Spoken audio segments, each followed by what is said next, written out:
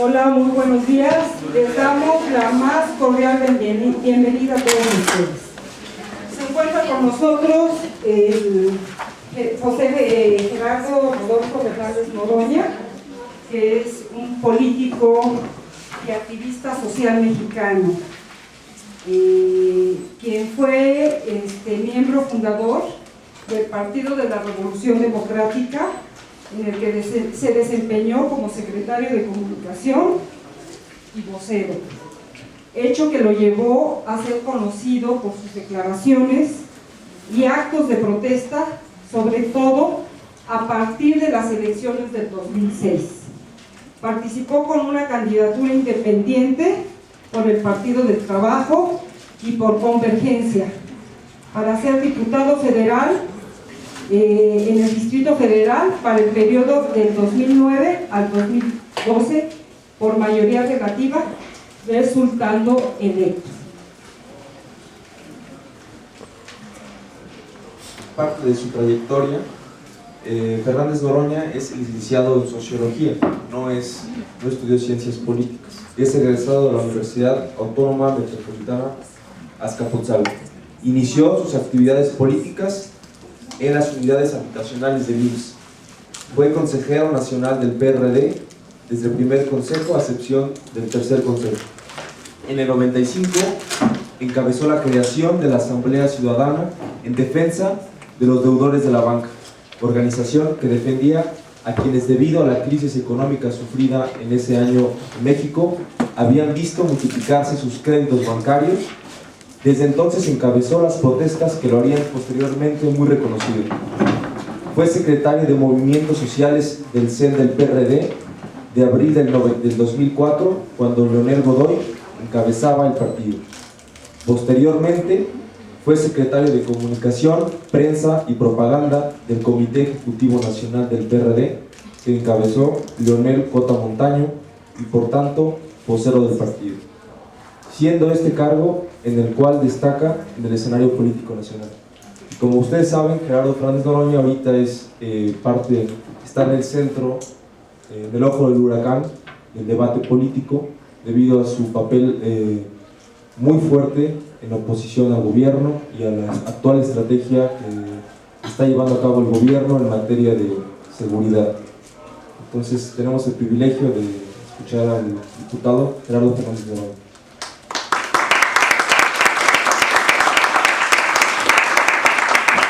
Gracias, muy buenos días. Fíjense que yo me quedé con la idea de la Normal Superior ahí de San Cosme. No sabía que existía esta instalación. De hecho, llegué desde muy temprano y pasé, como esta es parte era parte del Parque Tesosomo. No la vi buscando dónde desayunar, ni me enteré que estaba hasta que pregunté, ya me dijeron dónde se encontraba. No sabía que habían construido un número adicional cerca en el entorno de la propia Ciudad de México, y no deja de asombrarme. Yo agradezco primero su asistencia, agradezco la invitación de las autoridades, pero la Normal tiene una tradición de lucha muy fuerte y me asombra la modestia de la asistencia, porque hay un despertar de los jóvenes en la participación política, y mucho me asombraría que en la Normal no se estuviera desarrollando ese fenómeno, porque además son los que están desarrollando la vocación para la enseñanza, y en un proceso de enseñanza la conciencia cumple un papel fundamental. El conocimiento de la situación en que estamos viviendo es básica, y yo percibo que se ha generado un proceso de derechización de la educación. O sea, los maestros que jugaban un papel de conciencia muy importante, pues hoy su símbolo máximo es el Bester Gordillo, que no es precisamente el prototipo de la honestidad, de la conciencia y de la consecuencia. No, hay quien me dice que el Bester Gordillo es fea, yo les digo que no, que lo que pasa es que refleja el alma en la cara. Entonces, yo no he visto, me dicen que hay un video reciente donde el Bester Gordillo dice que el gobierno más corrupto que ha habido en la historia de nuestro país es el de Calderón. Vaya que es fuerte que lo diga el Bester Gordillo, ella que sabe mucho del tema, es interesante percibir. En fin, Lo que nos trae acá es platicar un poco con ustedes el tema de la educación. Estoy empezando con ello, porque ustedes van a salir a formar parte de un sindicato, el más grande de Latinoamérica, más de 1 millón de integrantes, que tiene un cacicazgo feroz, que se ha apoderado de la estructura y de los recursos públicos y que ha venido medrando los recursos públicos en detrimento de la calidad de la educación en nuestro país. Yo soy muy activo en Twitter y cuando veo la ortografía de los jóvenes que me mandan mensajes me dan ganas de desmayarme de la impresión, porque el deterioro del nivel educativo ha sido enorme, la pérdida de conciencia de los profesores ha sido muy grande, la utilización de ellos como mercenarios de cada proceso electoral sirviendo al mejor postor es una permanente, la venta de plazas, el deterioro de todo este ambiente es verdaderamente muy serio, y ello se cruza además con un abandono de la educación pública, con una cada vez menores recursos económicos a la educación. Debería destinársele por lo menos 8% del Producto Interno Bruto a la educación, ese es el parámetro internacional, y nosotros estamos realmente muy lejos. Si mal no recuerdo, creo que lo más que se le ha destinado en algún momento es 4%, 6%. Se incrementa en seguridad pública, se incrementa el ejército, se incrementa la marina, pero no hay mayores porcentajes para educación. 7,5 millones de jóvenes no tienen acceso a la universidad. Yo no sé el grado de rechazo que la normal superior tiene, el porcentaje de rechazo que tiene, pero debe ser alto. Debe ser alto. Las universidades de los estados tienen un rechazo de no menos del 50%, y no porque los jóvenes no pasen los exámenes, sino porque no hay recursos suficientes para absorber la demanda de estudiantes que deben proseguir o que quieren proseguir su formación superior. Yo estoy absolutamente convencido que en nuestro país tendríamos que generar las condiciones para que todo muchacho o muchacha que salga de la preparatoria, aprobada la preparatoria, y quiera seguir estudiando, debería tener un lugar asegurado en las escuelas públicas del país, invariablemente. Porque le cambia la vida a los jóvenes el acceso a la educación superior.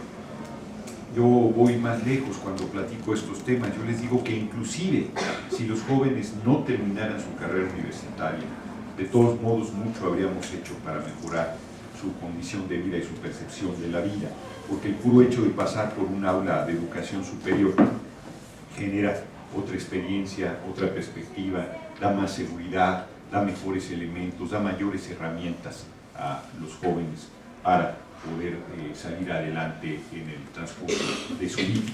Entonces, yo, un puñado ahí de diputados y diputadas, hemos estado insistiendo sobre estos temas en la Cámara. Nosotros, la Cámara de Diputados tiene muchas atribuciones o muchas responsabilidades, pero desde mi punto de vista la más importante, que es además exclusiva de la Cámara de Diputados, es la decisión del presupuesto de la Nación. 3,5 billones fue el presupuesto del año pasado, o sea, de este año que va transcurriendo. Esto quiere decir 3 millones de millones, 500 mil millones de pesos. El de este año va a ser como de 3,7 millones, perdón, ¿no?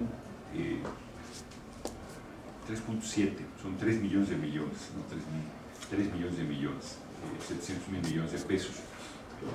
Y los acentos no están en educación, no están en salud, no están en empleo bien pagado, no están en vivienda, no están en alimentación para la gente, sino siguen siendo para el saqueo que se da de nuestro país. Los acentos son en subsidios a los grandes empresarios, el subsidio a la banca, el FOBAPROA famoso, que ahora se llama IFAP, que ha costado al país 800 mil millones de pesos, y se debe más de 1 millón de millones de pesos, más de 1 billón de pesos todavía por concepto de intereses, mientras que, insisto, educación, salud, todos los otros rubros que he planteado están abandonados a su suerte. Basta ver las escuelas públicas, el abandono que está en sus instituciones, la falta de construcción de estructuras nuevas, los salarios de los profesores, la precarización del trabajo que se viene dando en todos los espacios de las escuelas públicas del país, donde el outsourcing famoso ha venido avanzando, que son estas empresas terceras que dan servicio a la empresa o a la institución central para escamotear los derechos de los trabajadores. Y así nos encontramos, por ejemplo, en casi todas las escuelas públicas del país, trabajadores de limpieza outsourcing, que son no contratados por la institución y que no tienen seguro social, no tienen antigüedad, no tienen pensión, no tienen jubilación, no tienen nada. Vemos cada vez más profesores honorarios, cada vez más profesores con condiciones muy precarias de trabajo, y todo eso incide evidentemente en la calidad de la educación que se viene impartiendo. Entonces tenemos muchos elementos que presionan a el enorme deterioro que está teniendo la educación pública en el país. Levantar y volver a niveles educativos importantes no va a ser una tarea sencilla. Una de las muchas comparecencias que me ha tocado vivir cuando Molinaro Casillas era secretario de Comunicaciones, presumía que iban a llevar a las escuelas el internet más avanzado del mundo. Y yo le decía, pues quisiera ver dónde lo vas a conectar, porque las escuelas no tienen ni ventanas, no tienen ni butacas, no tienen, los pizarrones están cayendo, los baños están peor que porquerizas, o sea, de la inmensa mayoría de las escuelas primarias del país. ¿Cómo estás presumiendo de una altísima tecnología cuando las escuelas no tienen ni lo elemental y quienes imparten no tienen ni las condiciones de trabajo mínimas aseguradas? Entonces, la verdad es que se vive una simulación permanente donde no se está poniendo el acento en lo fundamental. Yo me temo que el presupuesto de este año otra vez no va a cubrir las expectativas que se tienen. La verdad es que nosotros vemos desfilar ahí a los rectores, por ejemplo, de todas las universidades del país, hablando con los diputados, pidiendo, como si estuvieran mendigando, que les den mayores recursos, porque a veces la propia nómina los tiene ahogados, no hay compromisos fundamentales. Acabamos de estar, el Politécnico cumplió 75 años, yo no recuerdo, estuvimos en una exposición muy bien hecha de su directora, donde nos planteaba presupuestos plurianuales, de tal manera que las escuelas pudieran ir proyectando no a lo urgente, no a lo inmediato, sino pudieran hacer planes a mediano plazo con presupuestos por lo menos de 5 años que les permitieran ir cubriendo sus etapas de consolidación y desarrollo. No está previsto en nuestro país presupuestos más allá de un año, y cada año las instituciones sufren los vaivenes de la situación económica, y siempre donde los recortes se dan, que no deberían darse bajo ninguna circunstancia, son en los aspectos del gasto social y dentro de ellos la educación. De hecho, el año pasado se contemplaba en el presupuesto que lo envía siempre quien está en la presidencia de la República, en este caso quien lo usurpa, una disminución en todas las instituciones, a excepción de la UNAM, que cumplía 100 años. Todas tenían un decremento en su presupuesto, y fue la intervención de diputados y diputadas que generó que se modificara esa situación, pero siempre los recursos destinados a la educación son insuficientes, ¿no? Entonces tienes, por un lado, recursos insuficientes, tienes estructuras sindicales caciquiles que han estado sangrando también los recursos públicos y destinándolos a cosas diferentes a la educación, tienes una situación económica de crisis brutal, o sea, ustedes nacieron, crecieron y seguirán viviendo en la crisis si no logramos un cambio de fondo. A estas generaciones no les tocó, a nosotros, yo no soy, tengo 51 años, no soy un jovencito ni soy un anciano, pero me tocó, por ejemplo, entrar a la universidad, entré al Politécnico, no me gustó la carrera que yo había escogido, me fui a la UAM, ahí terminé mi carrera. ¿Qué quiero decir con esto? Que uno tenía opciones, no había el rechazo brutal que hay en este tiempo. Cuando salí de la universidad tenía opciones de 4 o 5 empleos modestos, pero había opciones de empleo. Hoy los jóvenes, 7,5 millones, insisto, sin acceso a la universidad, bueno, no entraron a la escuela, van a buscar trabajo, no hay. O sea, quién es joven porque es joven, quién es maduro porque es maduro, quién es mayor porque es mayor, no hay empleo. El poco que hay es precario, en condiciones salariales miserables, sin prestaciones, en una situación muy delicada. Casi las opciones que los jóvenes tienen son, si no pueden entrar a la escuela, irse a la Policía Federal, al apostolado, dice Calderón, de la Policía Federal, con el sumo pontífice García Luna, que es uno de los delincuentes más peligrosos que hay en el país. Están pagándoles 20,000 pesos más o menos mensuales, eso les ofrece, ¿no? Que andábamos haciendo el informe en el metro, veíamos en algunas estaciones muy concurridas cómo están ahí los módulos, enganchando como antes lo hacían con el ejército a los jóvenes para que vayan a la Policía Federal. La otra opción es el narco, que es la que ha absorbido también un número muy importante de jóvenes. La otra opción es la migración a Estados Unidos, que tiene cada vez más dificultades por la propia crisis que Estados Unidos tiene, y para todos el camino final está siendo la cárcel o la muerte, y no dramatizo el número de dentro de los 56,000 muertos que hay en la mal llamada guerra contra el narco, la inmensa mayoría son jóvenes. Las cárceles tienen 90% en promedio de jóvenes, ¿no?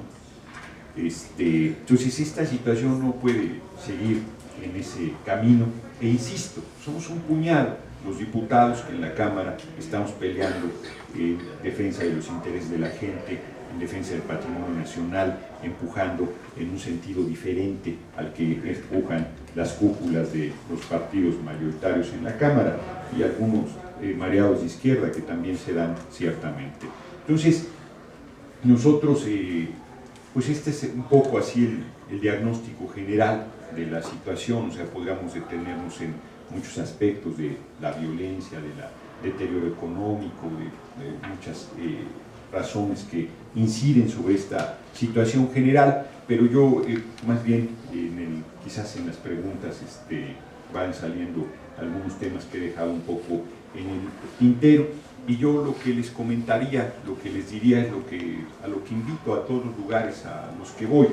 Yo en realidad creo, y con jóvenes que van a ser en el futuro profesores, esta parte me parece muy importante. Nosotros debemos romper una cultura de sumisión, una cultura de agacharse, de aceptar, de no pelear, de derrotarse frente al atropello, frente al abuso, frente a la injusticia. Hay una cultura que nos han venido imponiendo de que pues, no hay nada que hacer, de que así son las cosas y que hay que asumir que no hay una posibilidad de una vida mejor, de una situación diferente. Yo creo que nosotros tenemos que romper con esa cultura de sumisión. Yo sostengo que un joven que no es revolucionario nació decrépito, o sea, no tiene nada que hacer. Un joven panista es antinatura, a mí me parece, bien, y los priistas a ese los encargo también.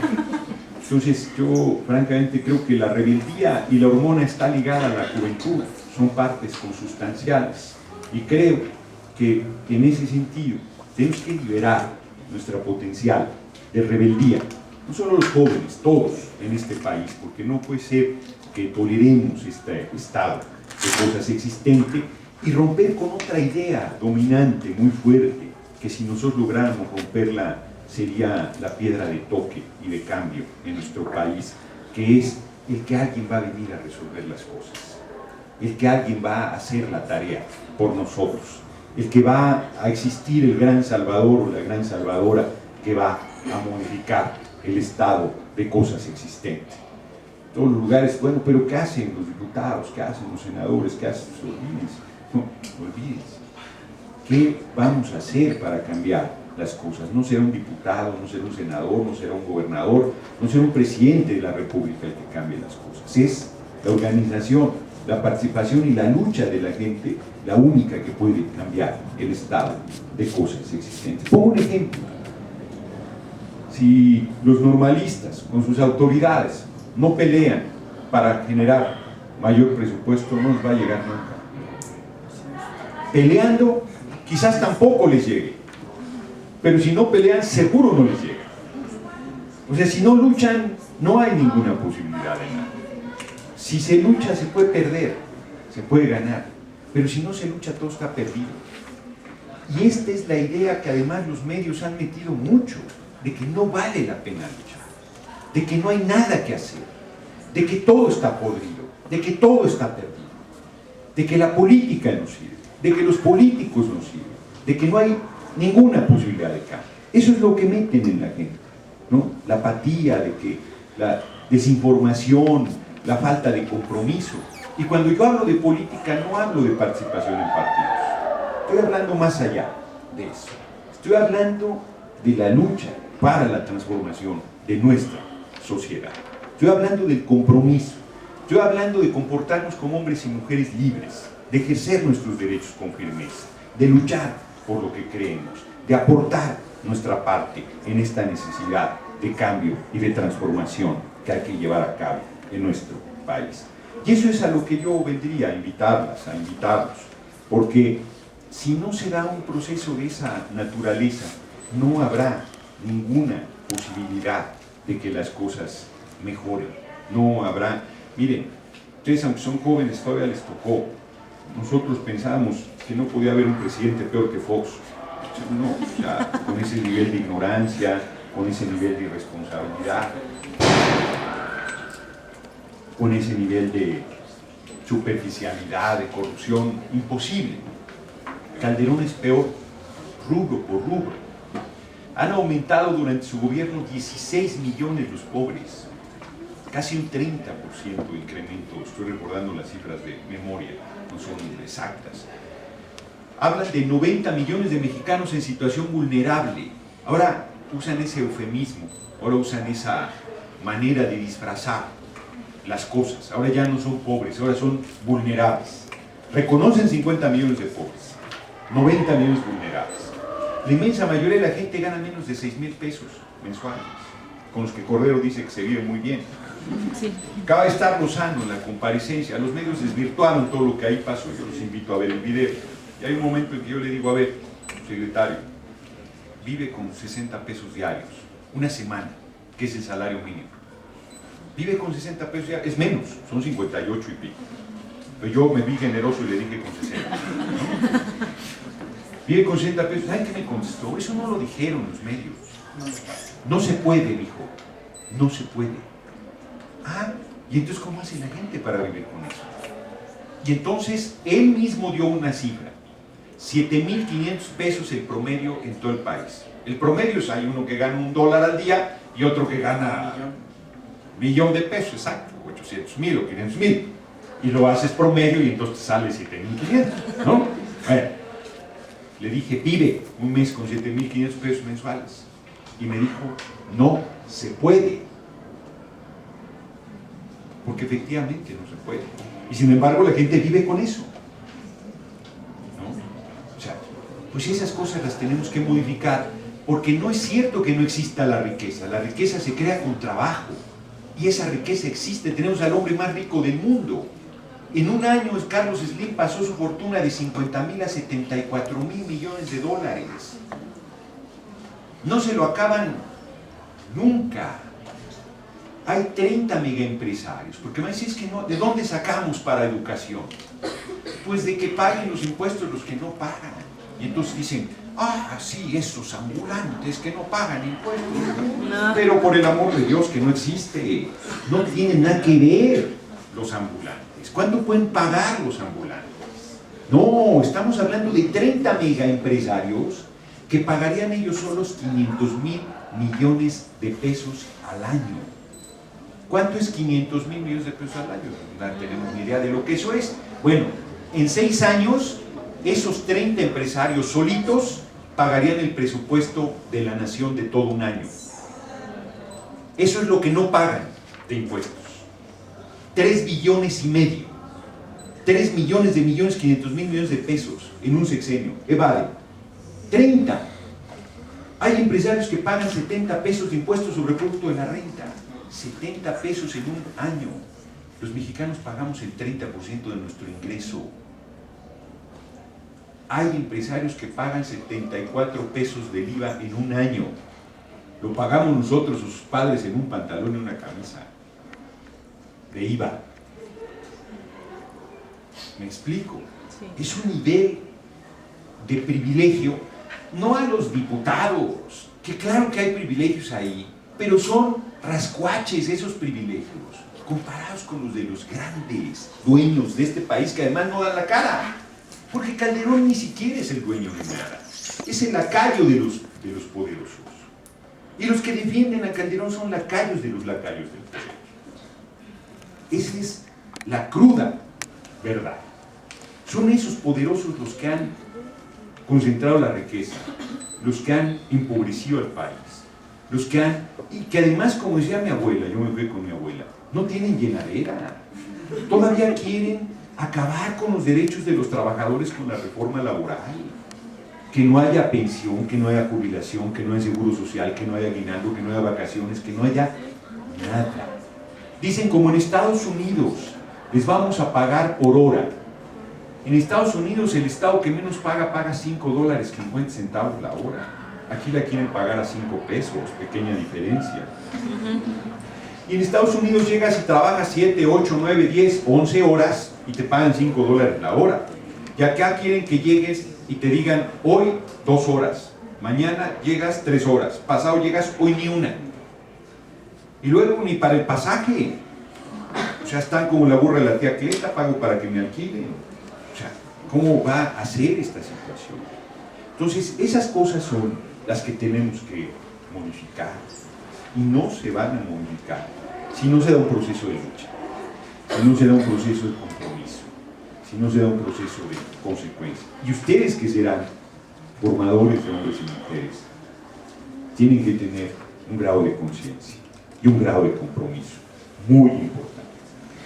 Porque si los jóvenes van a ser, no tengo la menor duda, motor fundamental en la transformación del país, los educadores son siempre un motor de transformación. La influencia que tienen sobre quienes tienen enfrente es enorme, permanente. O sea, su ejemplo es ejemplo, valga la aparente o la clara redundancia. Porque decía José Martí que la mejor forma de decir es haciendo, y lo que ustedes hagan lo transmiten. Entonces yo termino mi comentario, reitero, vengo a invitarlos a luchar, y no estoy pidiendo que luchen en mi trinchera, en mi proyecto, con los sueños y las expectativas que yo tengo, sino en el suyo propio.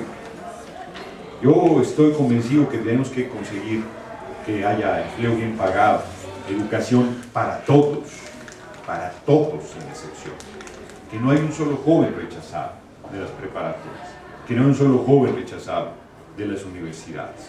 Si nosotros logramos que haya para todos, pues todos estamos beneficiados. Si logramos salud para todos, pues es para todos.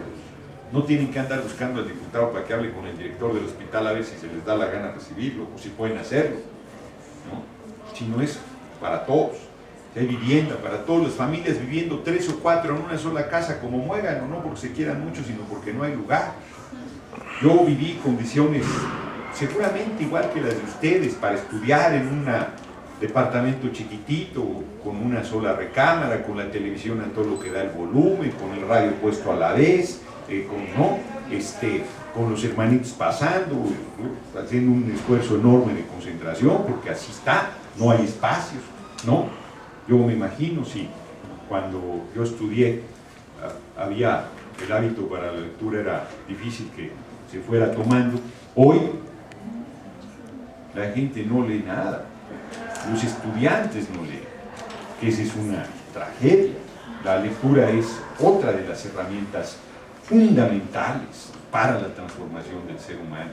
Leer es muy importante, abre otros horizontes, les permite conocer otras formas de vida, otras formas de pensamiento, otras culturas, otras sensibilidades, otros lugares, otras historias. Es una manera de viajar, de conocer, de hacer amigos, de creer, de crecer, de entender muchísimas cosas. Yo los invito, sé que en la escuela nos hacen odiar la lectura, pero hay que tomar el amor por la lectura y es relativamente sencillo. Lo que tienen que hacer es agarrar un libro y si no les gusta otro.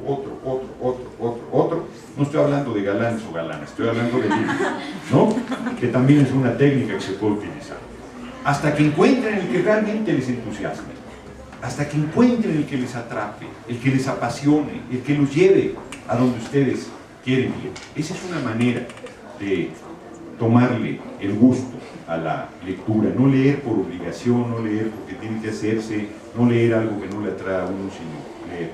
Yo termino ahora sí planteándoles, yo soy un hombre de izquierda y estudié muy cerca de aquí, estudié en la Guamas Capuzalco, era una universidad muy marxista. Yo bromeo, les digo que de cada 4 materias, 5 eran de marxismo, o sea que vimos todas las corrientes de pensamiento marxista y nuestro sueño en aquel tiempo era expropiar los medios de producción y acabar con los explotadores.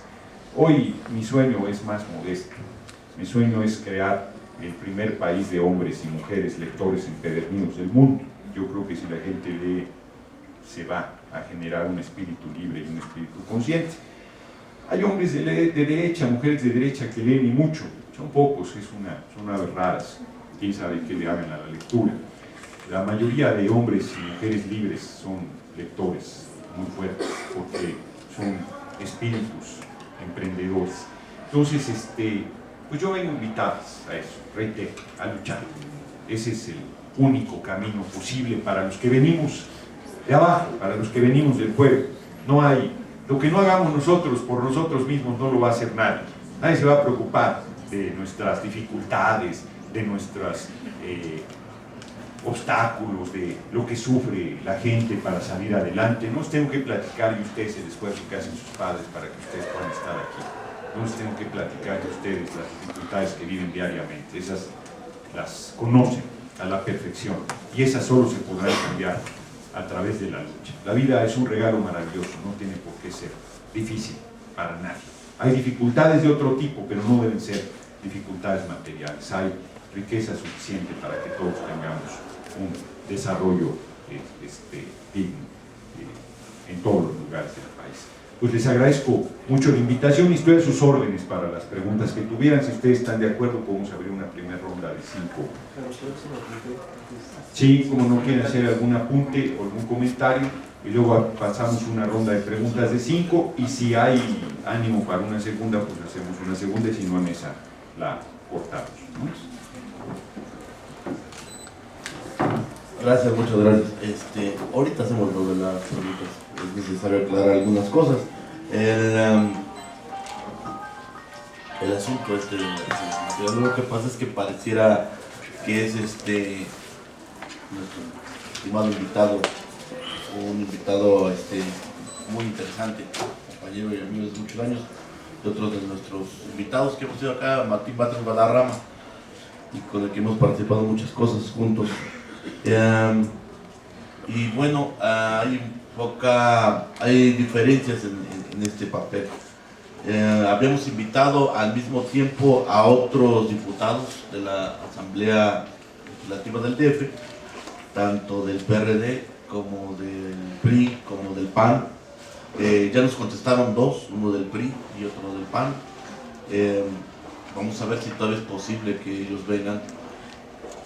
Las cosas tienen color, perdón, pero tienen color y tienen forma. Y al interior de las escuelas hay ciertas dificultades.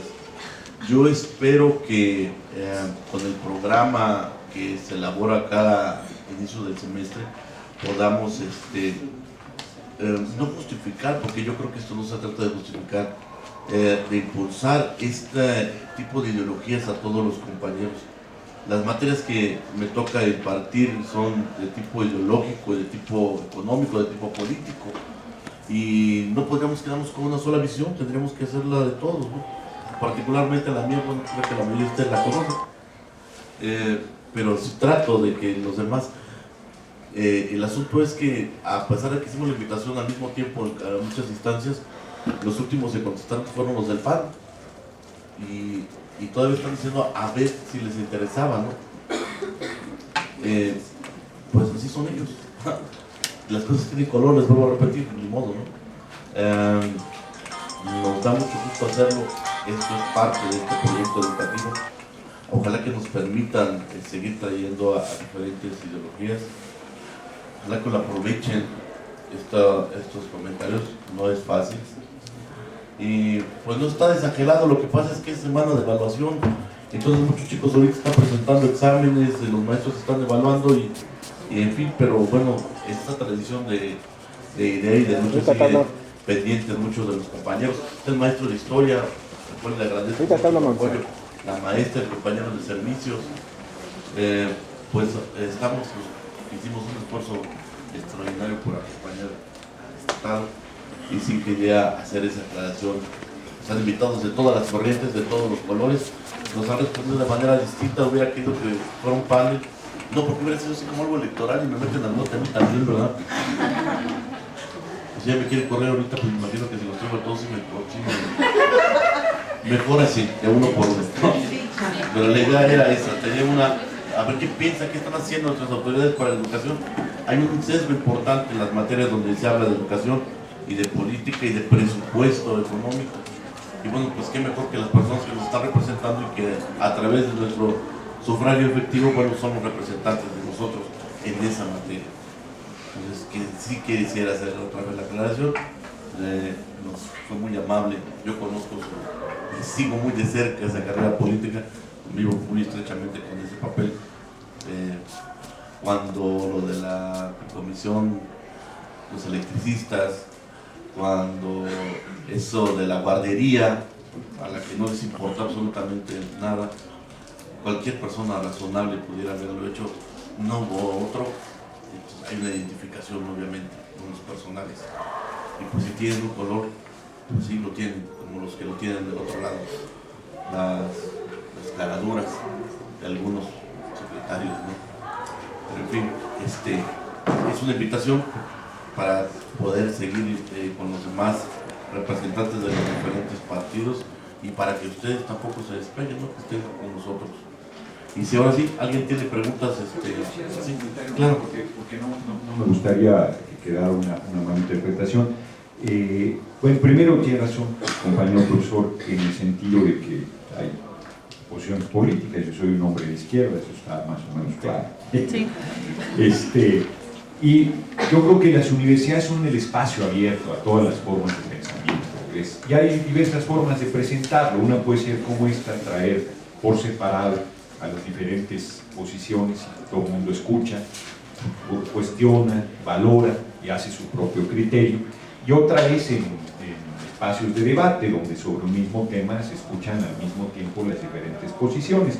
Ninguna es mejor que otra. Hay veces que inclusive hay debates más logrados que otros, hay veces que está uno más inspirado que otras veces en lo individual, o sea, eso, pero finalmente es un espacio abierto y eso es importante. Y lo que quise aclarar en realidad, más que esto, es, yo dije que había una presencia modesta, nunca dije desangelada, al contrario. Yo les agradezco mucho la asistencia, les agradezco mucho el esfuerzo, además han estado muy atentos y seguramente ahora en las preguntas se verá esta parte también del interés.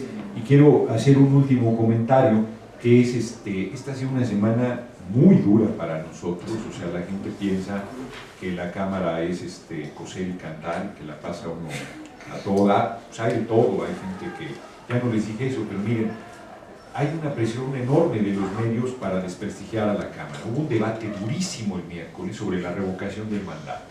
Somos un país que se dice democrático, que no lo somos. No se respeta el voto, hay montones de problemas, se ha ido avanzando a trompicones, pero cualquier país que se asuma como democrático tiene un mecanismo de revocación del mandato. O sea, esto es, si tú pones a un funcionario, debes tener el derecho de quitarlo también, si el funcionario no cumple, es corrupto, incumple sus compromisos, estas cosas, ¿no? En México, si tú quieres quitar a un presidente municipal, tienes que armar una rebelión de la gente para quitarlo.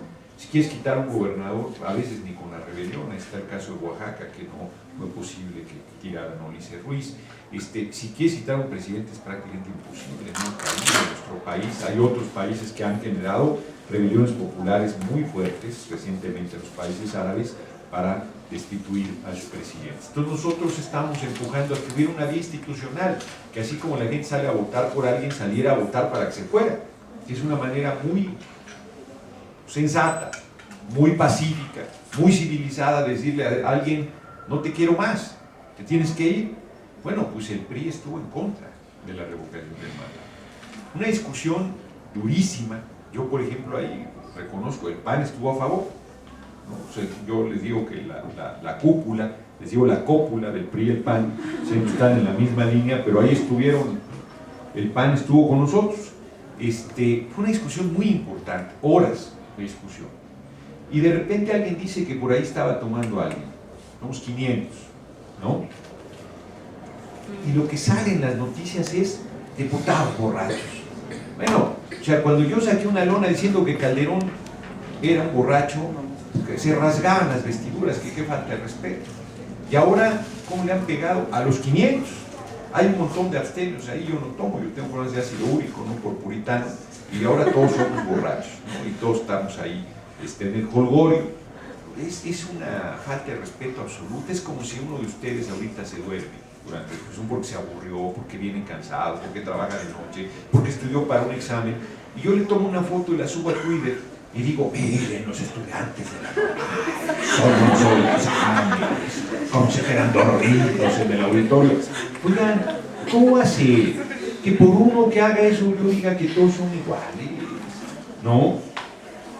O alguien está echando por allá, les digo que ven la cuba en la mano ajena y no ven la barrica en el propio. O sea, son de verdad increíbles, ¿no? Entonces, bueno, esas cosas pasan. Entonces sí quise decir, nunca dije desangelado, les agradezco de verdad mucha la asistencia. Yo hoy hice particularmente un esfuerzo porque aunque la plática era a las 11, esta semana de verdad ha sido muy intensa y la gente no sabe, porque no participa en política, no sabe lo que es un congreso. Para los profesores, inclusive, que han participado en congresos, que es una vez al año, pues así, que se reúnen 1000 delegados y todo, saben lo intenso que eso es, saben el debate que eso implica, saben la tensión, saben todo lo que eso implica. Nosotros vivimos eso 2 veces por semana, es una cosa muy fuerte. Hay sesiones muy ligeras, pero hay sesiones como las que han sido esta semana, muy intensas. En fin, quería hacer una precisión y ya estaba agarrando monte otra vez, ahora sí estamos a sus órdenes para las preguntas que tengan.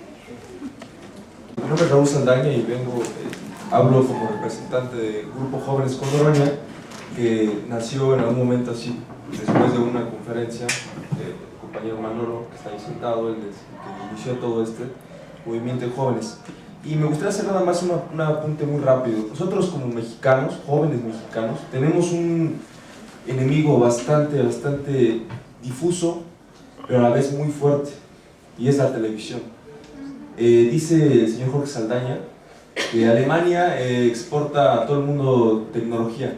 ¿Saben cuál es nuestro producto más sofisticado y más difundido en todo el mundo? Lo que realmente nos dedicamos como industria. Somos el país que hace las mejores telenovelas del mundo. De aquí las telenovelas se exportan hacia Centroamérica, Sudamérica e incluso a Europa, traducidas a otros idiomas.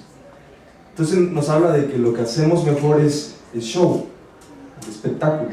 Nosotros tenemos los mejores programas de televisión, tenemos la mejor farándula, tanto para segmentada como para adultos, para señoras y tanto para jóvenes, ¿sí?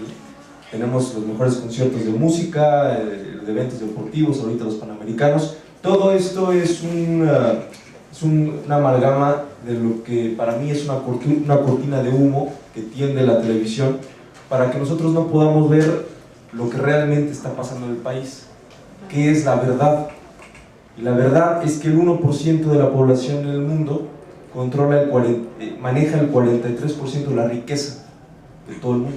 El 1% controla casi la mitad de la riqueza que se genera en el mundo.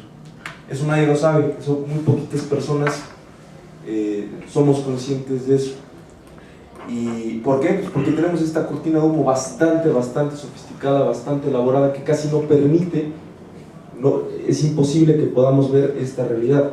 Solamente unas pocas, hay una joven chilena, Camila Vallejo, no sé si la han oído hablar. Es increíble. Esta chica no está pensando qué minifalda se va a poner, o qué maquillaje se va a poner, o con cuánto se va a costar.